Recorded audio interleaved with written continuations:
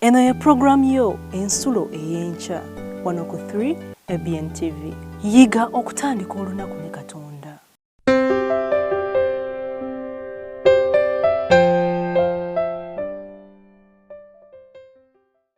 Okulungamizibwa kw'ekigambo kya Katonda ng'ayita mu muddu we Pawulo omutume mu Baluumi essula 12 olunyiriri olusooka n'olwokubiri awa okubuulirira eri omulembe guno. Weewaawo yali abuulirira omulembe ogwo gwe yalimu, naye ebigambo bye ate bikola nnyo amakulu oboolyawo n'okusinga ogwo omulembe gwe yalimu ku mulembe guno. Ayogera ebigambo bino nti kyenvudde mbeegayirira abooluganda olw'okusaasira kwa Katonda okuwangayo emibiri gyammwe ssaddaaka ennamu entukuvu esanyusa Katonda kwe kuweereza kwammwe okw'amagezi. Ti so temufaananyizibwanga ng'emirembe gino, naye mukyusibwenga olw'okufuula amagezi gammwe amaggya, mulyoke mukemenga bwe biri ebirungi, ebituufu, ebisanyusa Katonda by'ayagala. Muganda wange andaba, njagala okuwa entanda y'okubeera obulungi ne Katonda. Kituufu waliwo ebirungi bye tunoonya, waliwo ebituufu bye tulowooza, waliwo ebisanyusa bye tuyinza okwettanira, naye kasita bibanga tebijja mu maaso ga Katonda, tetuyinaawo mulamwa.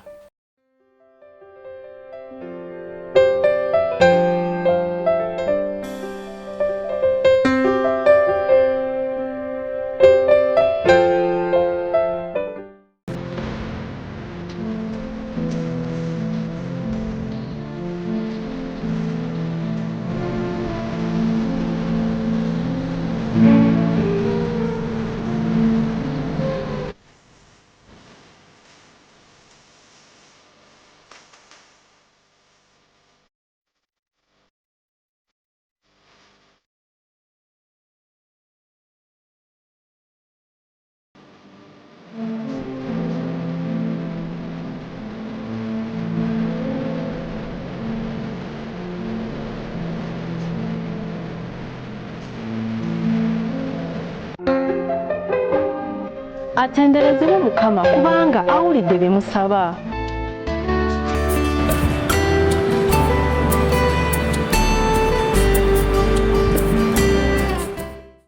Katonda yeebale kubanga n'olwaleero lukedde nga tuli bulungi. Wasuze otya nno nnyabo? Wasuze otya nno ssebo? Mukama mulungi ennaku zonna kubanga n'olwaleero atuwadde omukisa omulala ogw'okubeera abalamu. Weebale kubeera ku puroguramu yaffe eno eŋŋanzi ensulo ey'enkya. Kujjukiza nti ebeerawo buli lunaku okuva ku ssaawa 12 okutuuka ku ssaawa 12:30. Tubeera mu kigambo kya Katonda nga tunoonya amaanyi, nga tunoonya okuluŋŋamizibwa mu lunaku nga tetunaba kufuluma kugenda kukola mirimu gyaffe. Omuweereza wa Rebecca Najjuma Musoke era nze ndiwo okukukulembera mu kigambo kino, ffenna tuveewo nga tufunye amaanyi okuva mu Bayibuli. Olwaleero tugenda kutandikira bwe twakomye jjo. Eggulo twayize ku Eseza ne tukoma Eseza nga asabye Abayudaaya bonna bamusabire era bamusiibire okumala ennaku 3 nga tannaba kugenda wa kabaka. Abatabaddewo Abayudaaya nga mwe muli ne Eseza n'abakyala wa kabaka, muyite Nnaabagereka, muyite mukyala wa kabaka, muyite Kaddulubaale, yali Muyudaaya, naye Abayudaaya mu bwakabaka nga bafunye obuzibu. Omuwi w'amagezi wa kabaka gwe bayita Kamani nga bateekeddeteekedde olukwe bonna baffe. Mulodokaayi kojja wa Eseza ayita Eseza nti gwali mu kifo mw'oyinza okununulira Abayudaaya ne batattibwa. N'olwekyo baako ky'okola. zanga tannaba kukola kintu kyonna twalabye nti yasabye kojjaawe agende agamba Abayudaaya bonna basabe n'okusiiba okumala ennaku 3 emisana n'ekiro. We twakomye nga Abayudaaya basabye era nga basiibye nga twagala okulaba Katonda yaddamu atya okusaba kw'Abayudaaya. Olwaleero tugenda kulaba obuvumu. Tugenda kulaba Esita ng'akozesa obuvumu oba Eseza ng'akozesa obuvumu ng'agenda ewa kabaka. Katusabe. Taata waffe omulungi tukwebaza kubanga n'olwaleero lukedde nga tuli balamu. Tetulina nnyo kye tusinga abo abafudde. Tetulina nnyo bulungi bwe tukoze okusinga abo abafudde. Oba oliawo abamu ku bafudde bakoze na bulungi okusinga ffe. Naye ffe otuleseewo olw'ensonga. Kyetuva tukusaba Mukama otuyambe tumanye ensonga lwaki tukyali balamu era tukole ebyo by'otusuubira okukola. Tuleme okumala obudde bungi, obudde bwaffe bwonna nga tuli mu byaffe. Tusaasire tukole by'osiima, ebituufu, ebikusanyusa era ebikuweesa ekitiibwa. Kaakati tugenda kuyiga ku Eseza nga bwe twamuyizeeko eggulo. Era gwe omugabi w'amagezi Mukama, gwe tusaba. Jangu otuwa amagezi nga tuyiga. Tuveewo nga tujjuddwa amaanyi amapya okutambula nga bw'oyagala. Ku bwa Yesu Kristo Mukama waffe tusabye. Amiina. Tugenda kusoma ekyawandiikibwa kye twasomye olunaku olw'eggulo. Kyavuddemu Eseza essuula 4 olunyiriri lwa 16. Eseza essuula 4 olunyiriri lwa 16. Nja kusaba tubikuleyo abalina bayibuli zaffe. Twagambye Eseza ali kumpi ne Nekemeya mu ndagaano enkadde eya bayibuli. Nolwekyo tugenda kusoma essuula ey'okuna olunyiriri lwa 16 lwe twasomye eggulo. Naye tugenda kuluddamu twongere okumanya biki ebyaddirira. Nti genda, bino ebigambo Eseza abigamba kojjaawe Mulodokaayi. Amugamba nti genda okuŋŋaanya Abayudaaya bonna abaliwo mu Susani, munsiibire, so temulya newankubadde okunywa ennaku 3 emisana n'ekiro. Era nange ne bawala bange tunaasiiba bwe tutyo. Bwe ntyo bwe ndiyingira eri kabaka ekitali kya mu mateeka, era bwe ndizikirira, ndizikirira. Kanduddemu. Agamba nti genda okuŋŋaanya Abayudaaya bonna abaliwo mu Susani, munsiibire, so temulya newankubadde okunywa. Ennaku 3 emisana n'ekiro. Era nange ne bawala bange tunaasiiba bwe tutyo. Bwe ntyo bwe ndiyingira eri kabaka ekitali kya mu mateeka, era bwe ndizikirira, ndizikirira. Ebyo bigambo Eseza byagamba kojjaawe Mulodokaayi. Bayibuli eraga bw'osoma ennyiriri eziddako n'essuula eziddako mu kitabo kya Eseza, Bayibuli etulaga nti Eseza oluvannyuma lw'ennaku 3 ez'okusaba n'okusiiba, Eseza yayingira ewa kabaka. Jjukira ewa kabaka jjo twalabye nti nga tosobola kuyingirayo nga toli ku appointment oba nga toteekeddwa kuyingirayo, tomala gayingirayo newankubadde ng'oli mukyala we. Kati Eseza tumulaba ayingira ewa kabaka ng'ate si kye kyali ekiseera kye eky'okugenda ewa kabaka.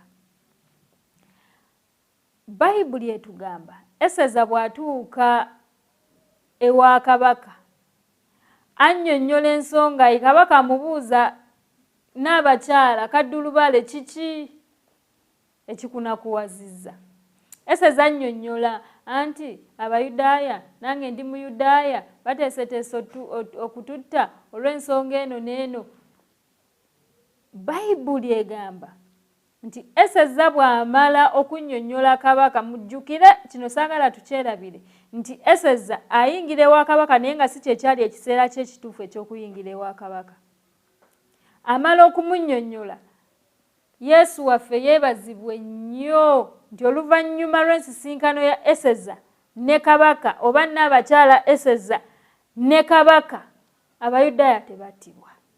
Laba Kamani eyali aluse olukwe olw'okutta Abayudaaya bonna gwagwa mu lukwe lwe. Kamani yali ateeseteese okutta Abayudaaya bonna ng'era aluse bulungi nnyo olukwe, naye Abayudaaya ne batattibwa, Kamani ate n'afa mu kifo ky'Abayudaaya. Kansooke nsimbewo akati awo. Eriyo abantu bangi abatakwagala, si nsonga olina kye wabakola oba tolina kye wabakola. Eriyo omuntu akyawa omuntu nga talina kye yamukola naye nga tamwagala, era nga bw'alaba ng'agenda akulaakulana yali obulungi, ekyo nga kimunyiiza. Gwafuna ekyokulya buli lunaku nga kimunyiiza, gwafuna ebyokwambala nga kimunyiiza, bw'obaako ky'ofunye omuntu oyo nga kimunyiiza naye nga tolina kye wamukola. So nga ate eriyo abalala abatunyiigira kubanga tulina kye twakola, oba oliawo ne tuteetonda oba oliawo ne twetonda naye ne bagaana okutusonyiwa. Kyonna kye kiri, buli muntu alina abalabe. Kamani yali mulabe w'Abayudaaya ate nga Abayudaaya baali tebalina kye bamukoze, era n'aluka olukwe okubasaanyaawo bonna. Okuyita mu kusaba n'okusiiba Abayudaaya kwe baakola okw'ennaku 3 emisana n'ekiro baanunulibwa. Mukama waffe yeebazibwe. Nkuzzaamu amaanyi muganda wange, mwannyinaze, maama ne taata, nti bwe twesiga Katonda abalabe baffe tebatulinaako maanyi. Eriyo abantu bangi balina bye bakoze nga babikukoze, ebimu ng'obitegedde ebirala nga tobitegedde, naye n'oyitawo. Lwaki? Kubanga weesiga Katonda. Twesige Katonda abaagalwa. Bwe twesiga Katonda ne tumusaba obukuumi, ne tumusaba amagezi, ne tumusaba okuluŋŋamizibwa, tewaliiwo wadde akatono omulabe wagenda okutuyita. Kale ne bw'anaaba awaguzza nga bwe yawaguza mu bulamu bwa Yobu, era tajja kutumalawo. Ne bw'anaabanga assa omubiri, era tufa tulina essuubi nti Yesu bw'anadda tujja kuzuukira. Tweyongere okwesiga Katonda. Gye twalabye nti obudde bwe tumala nga tusaba, nga tusiiba, nga tuyiga ekigambo kya Katonda, muvaamu empeera nnyingi nga nnungi nga teya mirembe gyonna. Bano bwe baasaba ne basiiba, ebyavaamu kwe kulokolebwa kwabwe, tebattibwa.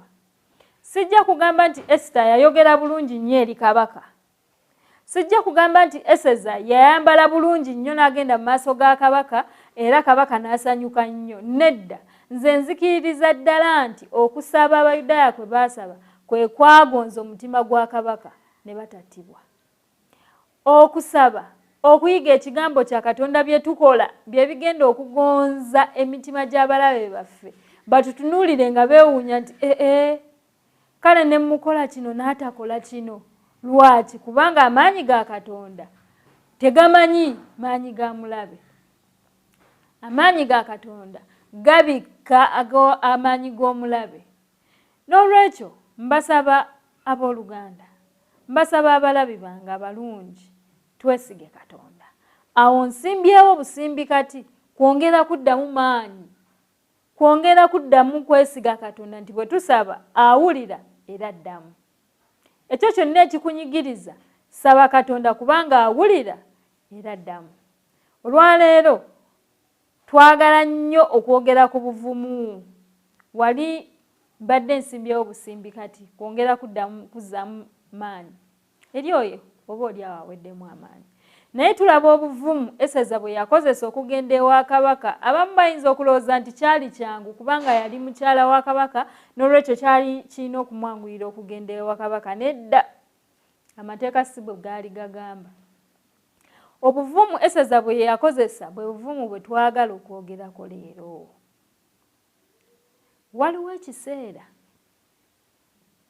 omulabi wange omulungi kyeweetaaga okubeera omuvumu okukola ekituufu nga tofuddeeyo ku kiki kigenda kuvamu ekyo kyokoze kasita oba ng'okoze ekituufu. Abantu bangi abasalawo okukola ebituufu mu Bayibuli n'ebivaamu abamu tulowooza nti tebyali birungi gye bali naye nga byavaamu empeera ennene. Okugeza twogere ku musajja Siteefano gwe baakuba amayinja. Siteefano yasalawo okunywerera ku mazima, yasalawo okukola ekituufu, kale oba bamutta bamutte. Era enkomekerero ya Siteefano baamukuba amayinja paka lwe yafa naye ng'akoze ekituufu. Nze nzikiriza nti Yesu bw'anadda nga tutuuse mu ggulu ne Siteefano ngenda kumulaba. Abaagalwa, Eseza yasalawo okukola ekituufu. Yakuŋŋaanya obuvumu. Obuvumu obwo Katonda yabumuwa okuva mu kusaba kwe baasaba. Twetaaga okubeera abavumu. Eriyo abasajja bensomako mu byafaayo. Omu bamuyita Nicholas Ridley, omulala bamuyita Thomas Cranmer. Abasajja bano baasalawo okunywerera ku mazima, baali be Bungereza eyo, era ne babatta nga babasibye ku muti naye nga tebeegaanye kigambo kya Katonda. Waliwo abasajja be tumanyi mu Uganda muno, abajulizi ba Uganda, bakkiriza Katonda era ne bagaana okwegaana erinnya lya Katonda. Kale oba kufa bafe naye nga bakyakkiririza mu Katonda. Twetaaga okusalawo okukola ekituufu. Twetaaga okubeera abavumu okukola ekituufu. Ebivaamu ng'omaze okukola ekituufu nga Katonda bw'ayagala bimulekere, kubanga era ne bw'otabimulekera era yabivunaanyizibwako. Tusalewo olwaleero tumalirire okukola ekituufu. Si nsonga biki ebigenda okuvaamu, kubanga abantu bano be tusomako bwe baali bakola okusalawo sirowooza nti balowooza nnyo oluvannyuma lw'ebyo bye bamaze okusalawo okukola kiki ekinaavaamu nga wayisewo emyaka mingi. Naye olwaleero tubasomako ne tuddamu amaanyi, tubasomako ne twongera okwesiga Katonda, kubanga bwe bakola okusalawo okukola ekituufu Katonda yabaviirayo. Olwaleero ow'Oluganda, mukwano gwange, nsaba naffe tusalewo tubeere n'obuvumu. Tewaliwo we tugenda kubujja bulala okuggyako mu Yesu Kristo. Kristo yekka yasobola okutuwa obuvumu okukola ekituufu. Mulimu omusajja mu byafaayo gwe bayita Martin Luther. Yavaako enkyukakyuka nnene mu Bukristaayo. Era sirowooza nti eriyo omukristaayo oba omugoberezi wa Kristo atamanyi Martin Luther. Omusajja oyo bwe yasalawo okukola ekituufu n'awakanya ebyo bye yali alaba nga Bayibuli si byeyogera, enkyukakyuka mu kkanisa nejja. N'olwaleero omusingi gwa Martin Luther gukyaliwo mu nkyukakyuka mu kkanisa. Salawo okukola ekituufu. Funa obuvumu okukola ekituufu mu ofiisi awo w'okolera. Funa obuvumu okukola ekituufu mu katale awo w'okolera. Ku muliraano w'obeera salawo okukola ekituufu. Awo mu ddwaliro w'oli salawo okukola ekituufu. Abasawo abalala nga bakola ebirala ku balwadde, gwe salawo okukola ekituufu. Salawo okukola ekituufu ng'obala ebitabo bya Mukama wo. Salawo okukola ekituufu mu makaago ng'omwami. Salawo okukola ekituufu mu makaago ng'omukyala. Kola ekituufu ng'omwana waka. Kola ekituufu ng'omutuuze omulungi ku kyalo. Si nsonga, tugambye nti si nsonga biki ebigenda okuva mu kukola ekituufu. Naye tusalewo okukola ekituufu. Katonda abeera n'abavumu. Katonda abeera n'abavumu. Era ebivaamu bibeera birungi. Obeera ekyokulabirako eri abantu abalala bangi. Omulabi wange omulungi, olwaleero tulabye tuyize ku buvumu. Eseza yakozesa obuvumu n'agenda ewa kabaka era ebyavaamu Abayudaaya kwe kulokolebwa. Tulabye abasajja abaali abavumu ba Martin Luther abaakyusakyusa ekkanisa eno nga ne ku musingi gwabwe ebyavaamu n'olwaleero tubyogerako era n'okutambuza ekkanisa bigitambuza. Katonda yekka, Yesu yekka yasobola okutuwa obuvumu okukola ekituufu. Ffe tukole ekituufu, ebivaamu tubimulekere. Nkwagaliza olunaku olulungi ng'osalawo ng'olondawo okukola ekituufu. Katusabe. Katonda waffe, olwaleero tujja mu maaso go nga tusaba ekigambo kimu kyokka, tuwa amaanyi, tuwa obuvumu okukola ekituufu. Ebivaamu mu kusalawo kwaffe okukola ekituufu ng'otuluŋŋamizza, tuyambe tukwesige ekimala nti ogenda kubikolako. Tuyambe okukola ekituufu ne bwe kiba kitegeeza kufiirwa bulamu bwaffe ku nsi kuno, kubanga tulina essuubi bw'onadda tujja kufuna obulamu obutaggwaawo. Tuyambe okukola ekituufu ku mirimu gye tukolera. Tuyambe okukola ekituufu mu maka we tubeera. Tuyambe okukola ekituufu ku kyalo kwe tuwangaalira. Tuyambe okukola ekituufu mu kkanisa. Okusinga ennyo tuyambe okukola ekituufu nga bwe kiwandiikiddwa mu Bayibuli. Omwoyo wo katuluŋŋamye ku kiki ekituufu kye tulina okukola, era naffe katumukkirize atuluŋŋamye ku bwa Yesu Kristo Mukama waffe. Amiina.